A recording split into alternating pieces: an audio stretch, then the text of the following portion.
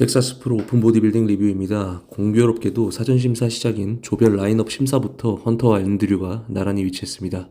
앤드류는 확실히 올림피아 직관 때보다 근육의 분리도가 깊이 자리 잡은 것으로 보였으며 특히 상체의 모든 근육들이 피부와 완벽하게 달라붙어 두 눈으로 믿기 힘들 정도의 근육 분리도를 보였습니다. 헌터는 실제 프로파일에 나온 175cm보단 작은 것으로 보입니다. 신장이 저와 비슷했으며 시합 전 대화를 통해 알 수 있었던 그의 체중은 255파운드, 115kg 정도입니다. 130kg에 육박하는 시합 체중을 지닌 앤드류와 확실히 상체 입체감에서 많은 차이를 보였으나 오히려 좌우 프레임에서는 비율상으로 뿐만 아니라 실제로도 더 넓어 보이는 모습을 보였습니다. 앤드류에게서 느낀 첫 번째 충격적인 부분은 제가 올림피아 직관 당시 보지 못했던 둥근의 디테일이 약 8개월이란 시간 만에 크게 바뀐 부분입니다. 물론 햄스트링의 디테일이 떨어졌으나 둥근 전체에 걸쳐 수평 빗살 무늬가 조금씩 나오는 듯한 모습이었습니다. 후면 포즈에서 앤드류의 등 근육은 등 근육의 부위 하나하나가 확실히 입체감을 보여 완벽한 분리도를 그렸으며 지난해 등이 약점으로 지적받았던 헌터 역시 등 근육의 디테일을 확실히 표현하였습니다. 두 선수 모두 등 하단 부분이 등 전체 볼륨에 비해 약했지만 등이 약점이라는 생각이 전혀 안 들 정도로 확실한 너비감과 분리도를 보이는 등이었습니다. 헌터의 등은 개별로 보았을 때 약점이 분명히 존재하는 등이었지만 비교 심사 시에 특유의 라브라다 프레임으로 인해 주변 선수들보다 압도적으로 넓어 보였으며 심지어 190cm의 앤드류보다 너비면에서 우세한 듯했습니다. 이 두 명의 선수가 가장 눈에 띄었지만 더욱 충격적이었던 모습의 선수는 프로 데뷔전을 치룬 카를로스 토마스 주니어입니다. 카를로스를 시합 전에 백스테이지 주변에서 한번 보았는데요. 그야말로 다이어트가 전혀 되지 않은 듯한 얼굴과 몸의 상태를 띄었습니다. 비록 제가 보디빌딩 부분의 전문가가 아니라 확실하게 본 부분이 아닐 수 있었지만 하복부 부분이나 앞다리 쪽 부분은 근육이 완전히 피부와 달라붙은 선명한 느낌이 전혀 아니었습니다.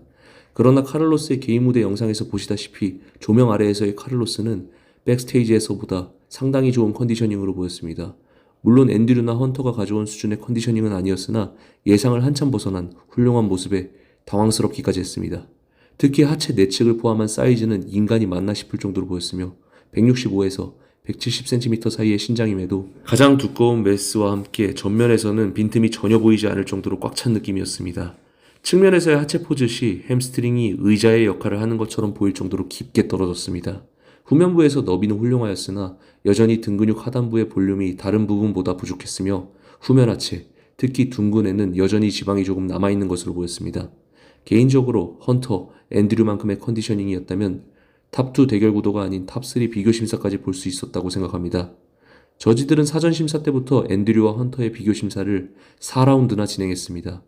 첫 번째 라운드까지 앤드류와 박빙의 대결 구도를 그리는 듯한 모습의 헌터는 2라운드부터 몸 전체에 걸쳐 땀이 배출되었습니다. 땀이 터지면서부터 하복부에 대한 컨트롤이 거의 되지 못했으며 4번 포즈 시에도 힘있게 등 전체를 하강하지 못해 본인의 약점인 등 하단부가 더욱 심하게 노출되는 참사를 보였습니다. 이러한 양상은 파이널에서도 이어졌는데요. 파이널이 시작하자마자 저지들은 앤드류와 헌터를 다시 불렀습니다. 헌터는 사전 심사 때보다 더욱 근육과 피부가 달라붙은 모습으로 선명함과 볼륨감을 추가한 듯했습니다. 앤드류는 사전 심사 때부터 파이널까지 수차례 이어지는 포징 라운드에도 단 한 번도 흔들림이나 몸의 변화 없이 완벽한 포징을 이어나갔습니다. 제가 촬영한 영상은 파이널 탑2 비교 심사 1라운드인데요. 마찬가지로 저지들은 1라운드 이후에도 자리를 바꿔가며 두 차례 정도 더 포징 라운드를 이어갔습니다. 1라운드 영상에서 보시다시피 두 선수의 경쟁은 굉장히 치열했습니다. 앤드류가 헌터로부터 압도하던 전면의 선명도도 헌터가 많이 따라잡은 듯한 모습이었으며 후면부에서 전체적인 컨디셔닝을 포함하여 근소 우세로 보였습니다. 파이널 1라운드까지 관람한 후에 헌터의 근소 승리를 예상하였으나 사전 심사에서 범한 헌터의 실수는 파이널 2라운드 이후의 비교 심사 때부터 또다시 노출되었습니다. 헌터는 제가 보여드리고 있는 영상의 비교 심사를 마친 뒤부터 2라운드 이후 정말 미친듯이 몸에서 땀이 터졌는데요. 사전 심사 때와 마찬가지로 땀이 터진 것에서 그치지 않고 복부에 대한 컨트롤이 전혀 이루어지지 않았으며 본인의 약점인 4번 포즈에서도 날개뼈 부분에만 힘을 주는 안타까운 모습을 보였습니다. 앞서 말씀드렸다시피 앤드류는 단 한 차례의 실수와 기복 없이 본인이 가진 100%를 소화하였습니다. 두 선수의 점수는 앤드류가 8, 헌터가 10으로 저지들 간의 의견이 조금씩 차이를 보였습니다.